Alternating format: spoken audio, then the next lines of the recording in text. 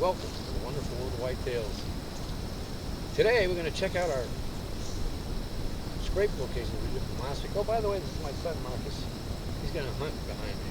We got bears in here. It's bear season. He's got my back. We're going to check out those locations where I made the scrapes, see what's going on. We're going to refreshen them a little bit. And our sponsors for today's episode are.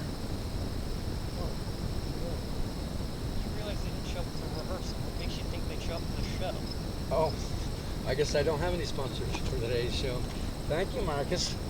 Well, we're going to pick that camera up and we're going to use it around the land.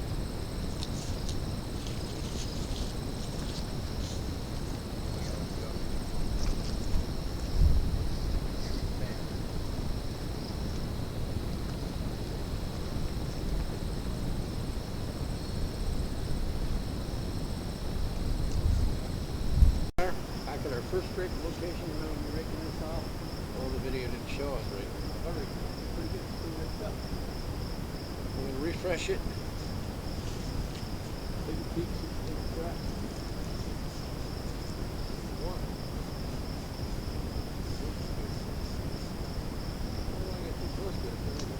Down there. We're going to see how well this works by checking out this card.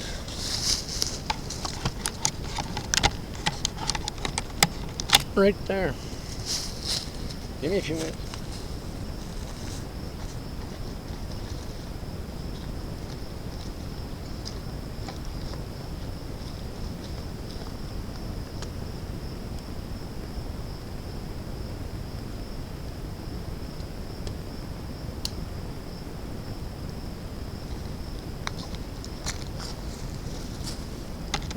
Our natural one, we didn't have to cut any trees to get in. Also, the camera's overlooking the food plot. You can see how it's growing in nicely. It's starting to really grow. That's good. I like that. We have some deer tracks in this thing. We're going to refresh it. Thanks, Marcus. We haven't seen any bears yet, but he sure is hoping. Hey, I'm sort of too. Don't want to get shot either. Ah!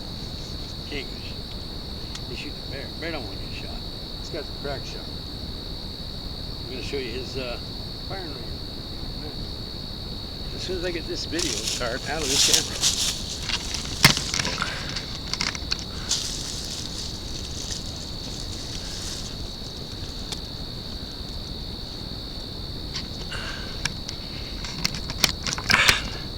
Now this one does do that off thing. No, it doesn't. Does it? Unfortunately, 2 of the 3 cameras I put on these scrapes I made came up empty, except for me coming in and refreshing them. I'm not so sure this synthetic buck scent is worth anything. We'll give it one more week. I mean, they should have gone over and checked the smell out at least, I would think. They'd be interested in that. We'll see what's happened on one of the cameras that did. And here's a narrow 6 entering the food plot 2, my upper food plot, on August 31st, 2016, just after midnight. He comes in and he's eating on the food plot, so it's starting to work. Now that it's growing up pretty good, it's starting to get more viable for the deer to use. Soon after, Pinstripe shows up. At least I believe it's Pinstripe. See just barely those tips. So dark, and he's out at the edge of the light, but he's got the one brow tine, so I'm pretty sure it's Pinstripe. Shows up to feed with him in the plot, and they feed for a little while, 4 or 5 minutes. Well, until something else happens. Now, pay close attention here. There's a 3rd buck that comes in. We don't get to see his head. But I don't know, but Pinstripe's backing away from him. Like he don't want nothing to do with him. Whatever that buck is. Now, whether it's a new buck, I've got no videos of anything other than maybe black tip that could push him around. We haven't seen the wide 5s, either one of them. We haven't seen a fawn either, period. But not that the fawn would push him around. I'm just saying the deer we haven't seen in 2 weeks now. The fawn I haven't seen since that original video of it. But something made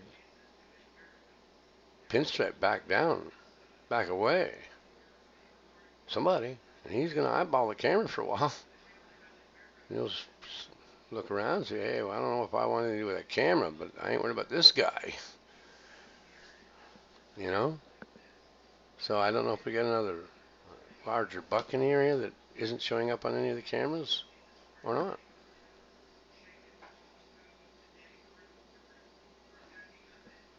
Speaking of blacktip, we got a few videos of him up around the apple tree food plot.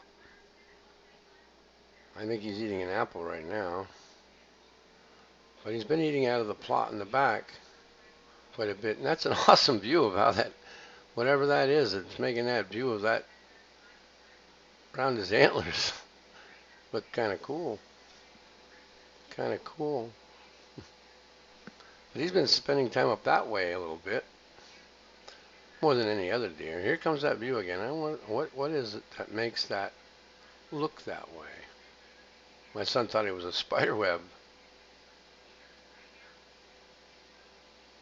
But it sure looks cool.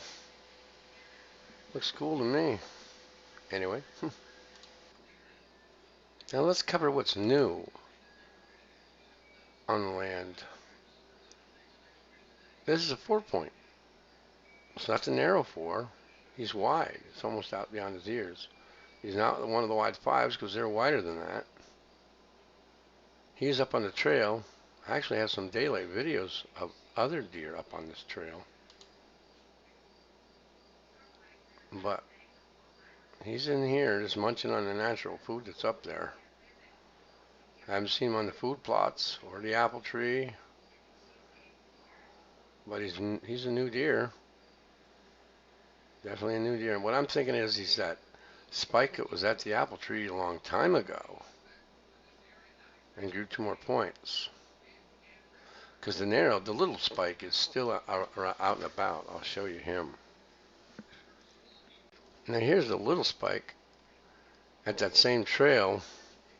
I don't know what they're eating up there. I looked. I hacked most of the stuff close to the camera up. They're eating something up here that grows naturally. Maybe just sniffing around where that 4-pointer was. I don't remember who was first and who was second. I'll have to check the video cards. But he's the little spike, the one little small. I sure hope he goes a split. One little split. Make him legal so I can take him out. There's other deer I'd rather have breeding than that one. Just one split. Give me one split. You're gone. Pinstripe's also using that back trail up there. It almost looks like he's trying to grow another point. Maybe he'll be an 8 when it's all said and done. Definitely got his velvet still on. As does blacktip, I noticed, by the way. So that other deer was blacktip is still velvet. So let's see what else we got going on. Now I know I have a mama and a baby and 2 baby black bears on the property using it. Mama's right there. You'll see her move in a second. She's got her 2 babies. Now they're around the apple tree. They spent some time around there.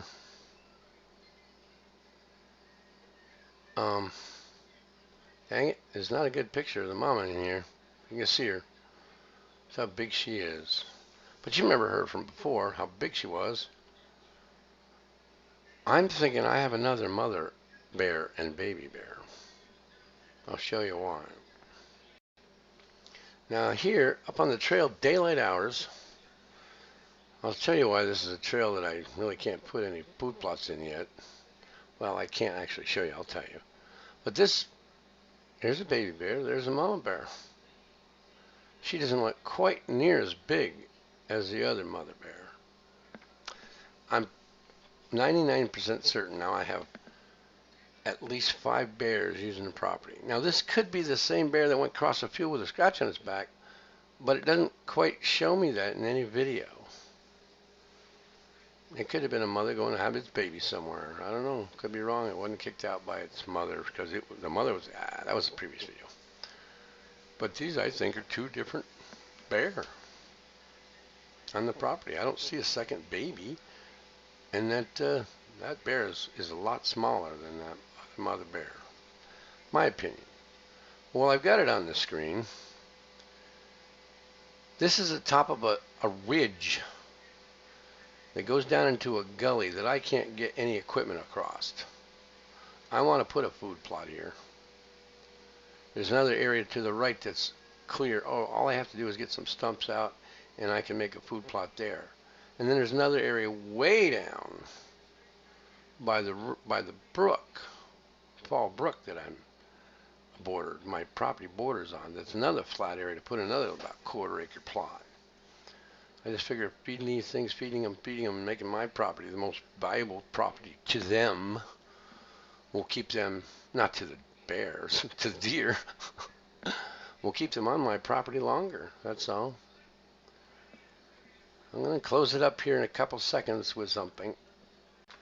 This is Marcus and I walking down the trail for the first time. We both got rifles in case you see a bear. Marcus wanted to sit down and watch the food plot where I saw the black movements the previous week. And here's at 8:05, that's when we got here. And the next video will be Marcus coming back. This is how long the kid sat down there. It's pretty good. I like it. Now this is Marcus coming back. He was down there for about an hour and a half, watched the field. Could have picked a better spot for him, I guess. I had him in the sun. He had to take his sweater off. It was hot. But he sat down there for an hour and a half, hoping to get lucky enough. That's where I saw the black movement last weekend. He was hoping to get lucky enough to get that mama bear out of there for me. We'll be going down with our rifles every time we go now, in case we get lucky. We might actually go down there if we get one of the stands up and just sit there for a half a day and watch it. Who knows? But Marcus decided to pick up the camera and have a little fun of his own. Got his dad working, which is strange. Hard to catch me working.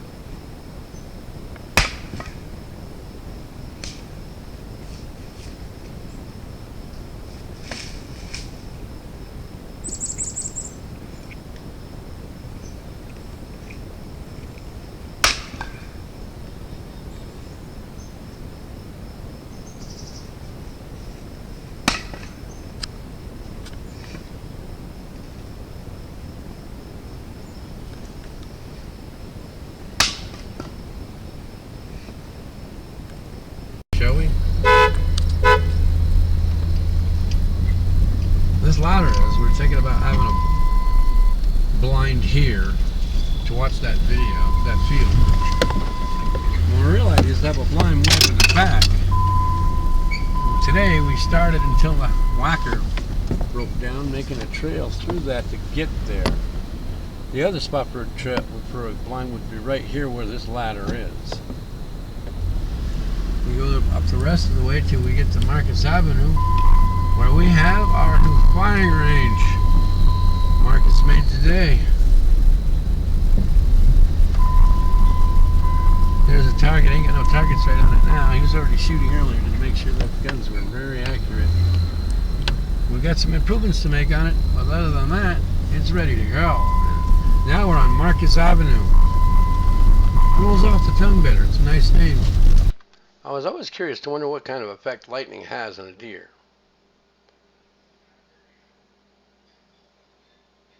He doesn't seem to be showing any effects of the lightning bothering him at all. He must be used to it.